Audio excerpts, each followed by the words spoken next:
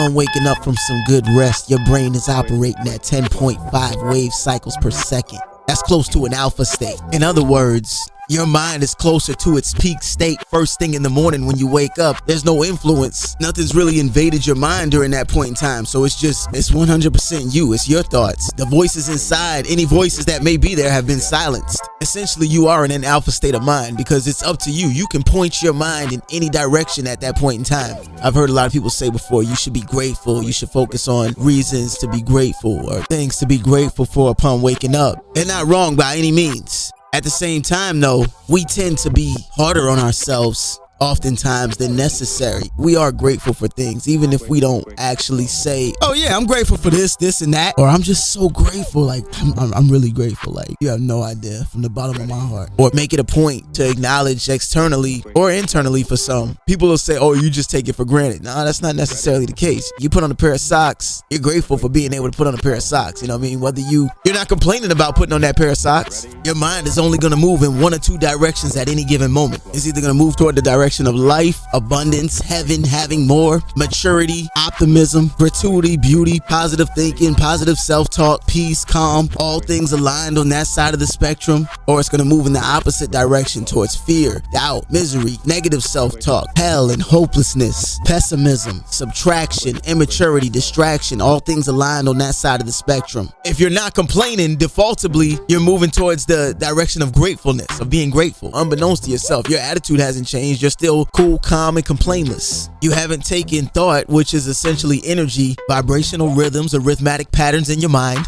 and pointed it toward any other direction other than just relaxed. That same relaxed state that you were in when you woke up. You're in the greatest state you can be in. You're in a peaceful state. Peace is the greatest state a person can be in, where you're not worried about anything. You're not being influenced by anyone. You're not concerned. You're just at peace. You're in a state of stillness and neutrality, essentially a balanced state, a state of calm, a state of relax. Everything in life is to a degree. And what I mean by that, I heard Jamie Foxx recently say this in a pod. When you look at the sign of yin and yang, that's everything in life. It is. Everything in life is a paradox. It's paradoxical. The law of cause and effect. As above, so below. The yin and the yang. Polarity. Cause and effect. Did I say that already?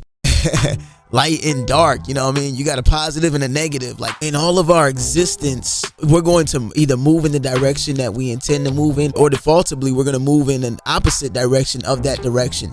I say that to say two things. One, you don't always need to try and rush the process or feel like the process needs to be rushed. You don't always need to feel like unless you pushing, it ain't happening. Concurrently, you do exude a certain level of power over the process or over the outcome of the process. You hold the power to make things happen, make things move in your favor, be aligned on the proper side of the spectrum mentally, so that soma, the body, follows the subject leading and conditioning of its master, which is the mind. Remember, mind over matter. Paradoxically, learn to trust that intuitive leading internal nature, that nature that speaks inaudibly but freely, internally, and technically audibly by way of vibes, vibratorily or vibrationally. The intuitive or discerning gut feeling, gears beginning to turn, propelling you in a different direction, or trying to propel you in a different direction. For some, it kind of starts feeling like a process happening within you. Trust your process. Trusting the process is like, for some, maybe many, if not most, back in the day when you used to play video games, when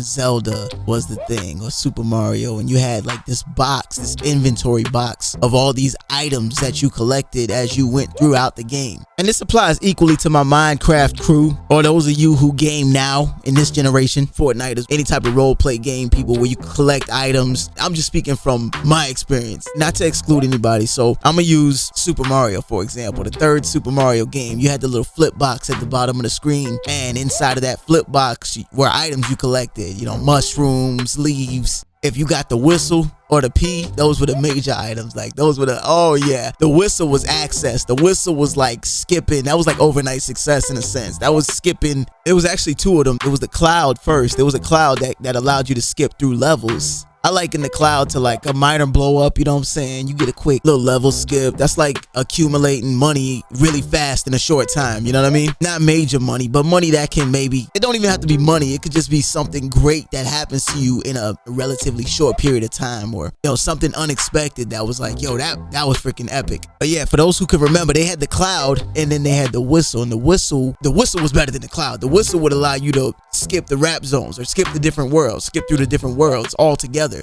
So if you had one whistle, you blow that thing and it would let you access world 2 through 5 on one line. You go to world 5, you can blow a second whistle and it'll give you access to world 6 through 8. If you had 2 whistles, boom, you could go to world 8 instantly. Nearly finish the game off just like that. And for some, if not many, that's the preferred way to go through life, the spontaneous success. But there's beauty in the process. If you've ever played the game through, it's a challenge. Them levels get challenging, but there's so many cool items as well as levels on the way to the end of the game. If you go through the process, like you miss out on all the little gems, all the little frog costumes and Hammerman costume and the raccoon and all these little unique costumes and these unique little secrets and things that lie in some of these levels. That's the stuff that girthens your arsenal.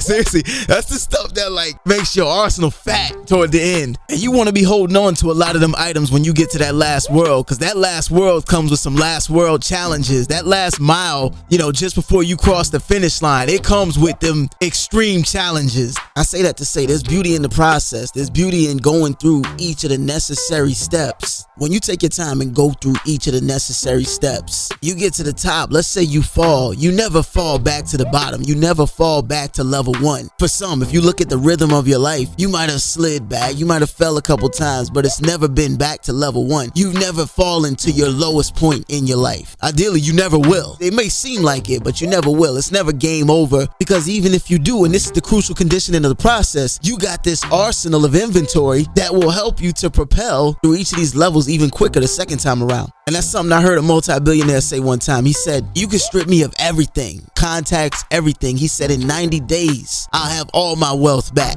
because you can't take away the knowledge. You can't take away the information. You can't take away this storage of inventory I've acquired from having gone through the process. So now if you look at life in the same way, collecting all these little bits of information, all these little points of wisdom, all these different experiences, and not only that, but learning how to walk, learning how to move in a certain way, learning how to avoid certain obstacles, all of that develops your endurance. How you operate in any area of your life, ultimately, whether you know it or not, transcends into how you operate in all areas of your life. You correct one little discipline in any area of your life, it's going to strengthen all the disciplines of all areas of your life. It's going to begin to shift how you move in all areas of your life.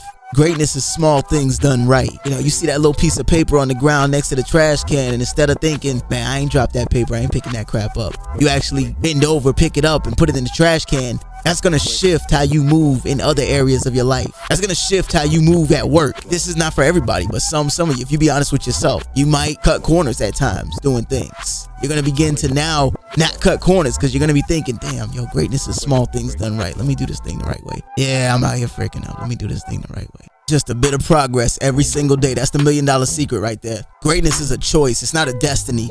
Those who choose greatness are those who put themselves in position to be chosen for greatness. What do I mean by that? If you're in a classroom and a teacher says, class, show of hands, who can answer this question? For the older generations, even people that's in school now, but I'm speaking past tense for the moment. Those that studied, they would throw their hands up real quick. Those that were confident that they could answer the question, they throw their hands up real quick. Whereas everyone else who didn't study, or maybe not didn't study, but maybe they didn't study as hard, for whatever reason, they just didn't feel as confident to be able to answer the question. They didn't raise their hand. Right up under this desk. Participation was solicited by the teacher in favor of the whole class. It wasn't just a specific group. Those who raised their hands put themselves in position to be chosen by the teacher. Those who raised their hands because they were confident they could answer the question, because they qualified themselves, they prepared themselves, they studied, they put in the necessary work to where inevitably when the opportunity came, they knew with certainty that they were properly prepared. That's what it means to stay ready so you never have to get ready.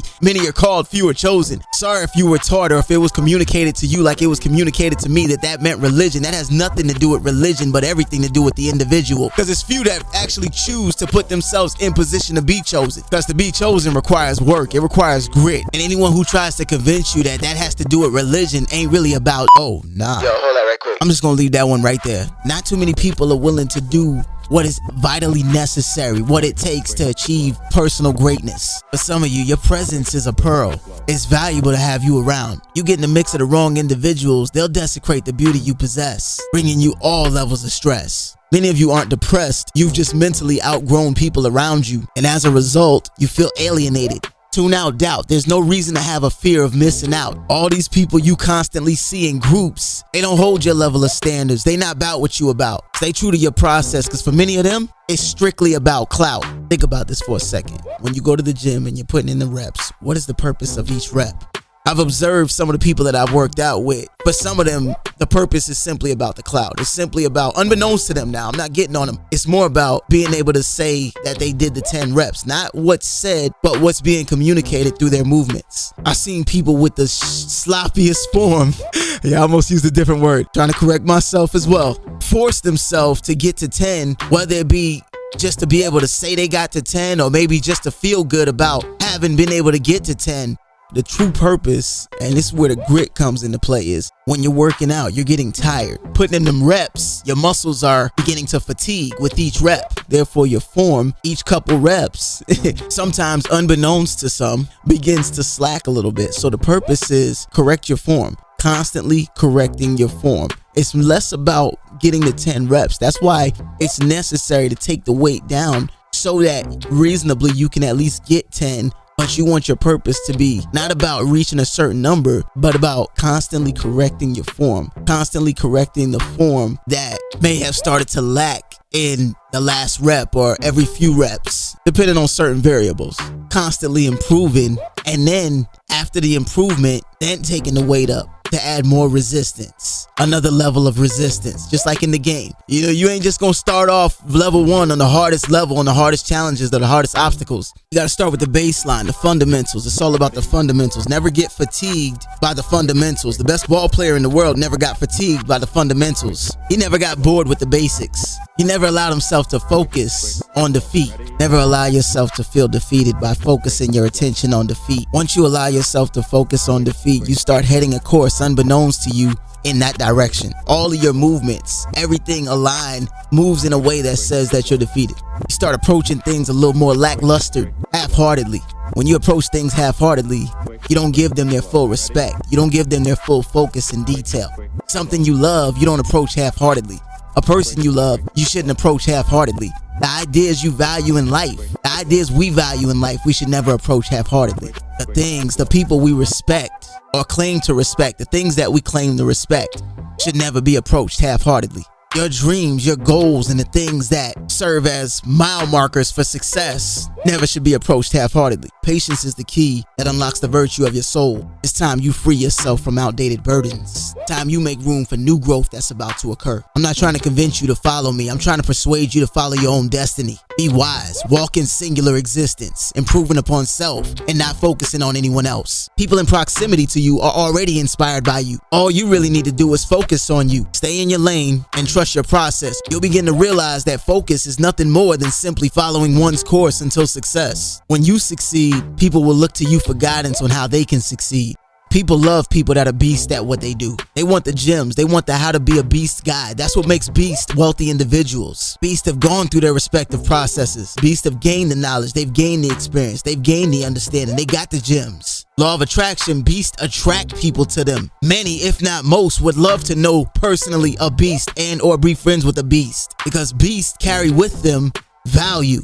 Segue, the power of words. The power of words in reality isn't doing what you say you're going to do. Commitment is doing what you said you would long after the mood you said it in has faded. When you do what you say you will, it's almost as if you saying what you're going to do is the command, and you actually getting that thing done births this new reality.